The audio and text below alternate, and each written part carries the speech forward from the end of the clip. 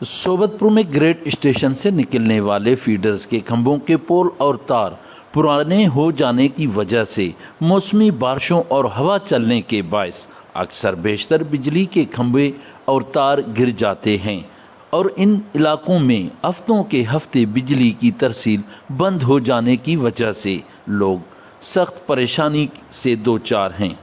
जिला सोबतपुर की तमाम जो भी ये खंभे हैं, ये तारे बहुत पुराने हो चुके हैं। ये किसी दौर के लगे हुए हैं। ये थोड़ी सी बारिश चलती है या हवा चलता है तो ये गिर जाते हैं। तो ये सोबतपुर का ये बहुत बड़ा मसला है, जिला सोबतपुर का, कि ये बहुत पुराने इस वजह से जो है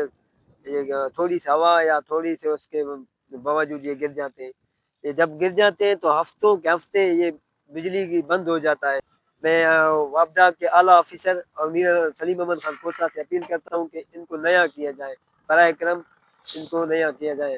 ताकि फिर ना मौसमी तो ना मौसमी की ना तंबुक बाज मुतकुनो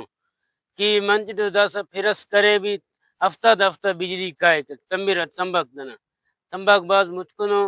कि बिजली वाला तना अपील किना कि दा तंबा जोर के रे तेरे नने इलाके के लोगों ने वापडा केस्को के आला ऑफिसरान और दीगर जिम्मेदारान से अपील की है कि वो जिला सोबतपुर के बोसीदा हो जाने वाले बिजली के खंभों और एलटी के तारों को नया किया जाए ताकि ग्रेड स्टेशन से निकलने वाले फीडर से बआसानी सोबतपुर के दूर दराज इलाकों को बिजली की तरसील जारी रह सके। कैमरा टीम के साथ सरदार बंगुल जई, वॉच न्यूज़ सोबतपुर।